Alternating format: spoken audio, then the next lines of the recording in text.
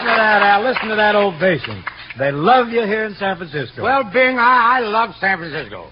But you know something? What? I should have come up here in 49 instead of 50. Why 49? Didn't you hear? No. There was a big gold rush then. Al, the gold rush was in 1949.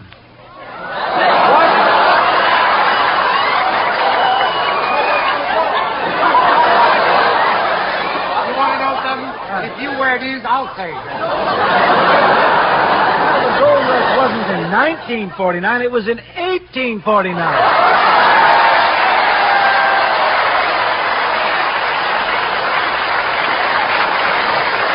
Bing, you know something? What?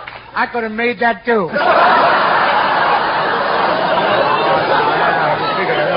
No, you were just a little boy in 1849.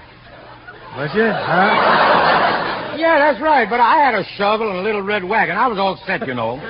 Don't you be upset just because you missed the big doings at Sutter's Mill, Al, because shortly after that, you started singing. You started your own gold rush. Oh, Bingsy, you just trying to cheer me up, you know. No, I'm not at all, Al.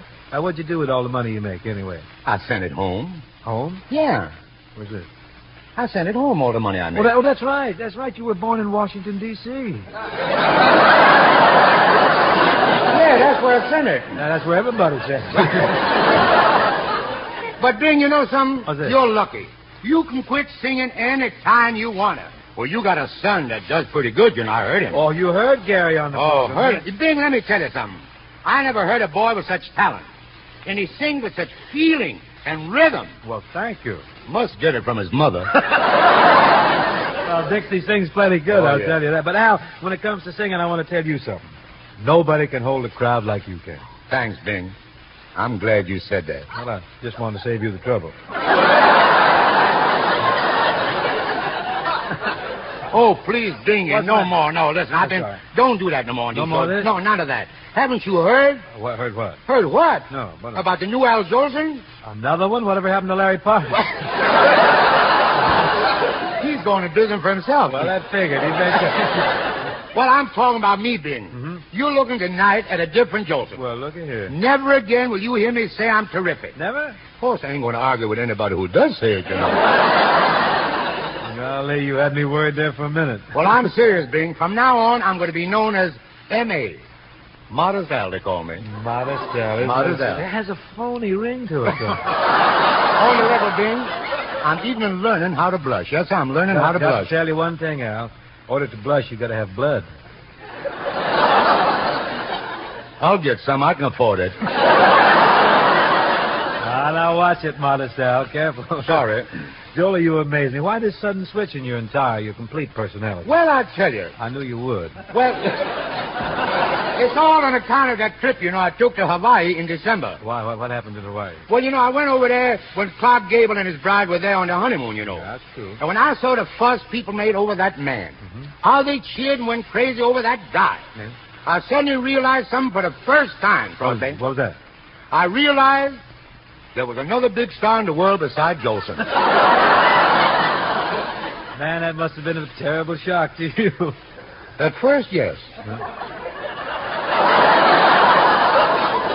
But you know, Bingsy, it taught me a wonderful lesson.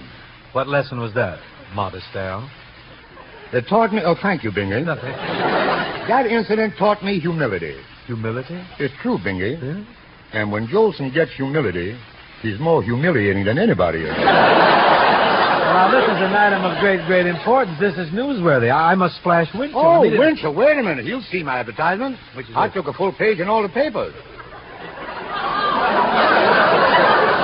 You're advertising your humility? Yeah. Of course, I told him to use small print, you know.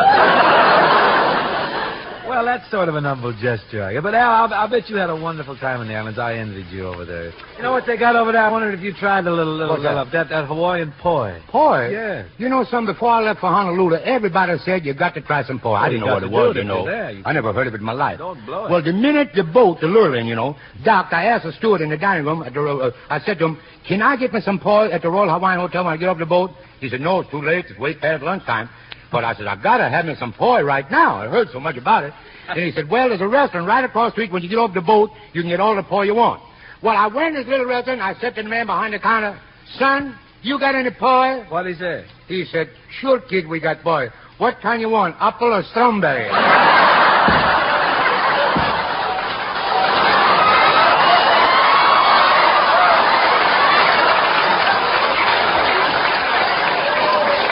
You'll always regret having missed it, Jolie, because genuine Hawaiian pie is something everyone should taste once in a lifetime. In fact, only once. Oh, by the way, Bing, did you ever visit those islands? I certainly did. 1938, I think. It was 37. Let me tell you something, kid. I'm pretty big over there. Wait a minute. You're supposed to be modest. No, that's you. Oh. Ain't we going to sing no more? Ain't we going to sing no more? We haven't got any more time, man. I don't care. I'll tell you what I'll do with you. Let's go over to Phil Tanner's. You know, he runs the show club over on Geary Street. Yeah. He's got a nice piano player there. You can sing 400 or 500 songs. I'll sit there, and I'll just applaud. Folks, ain't he sweet? Thanks, Al.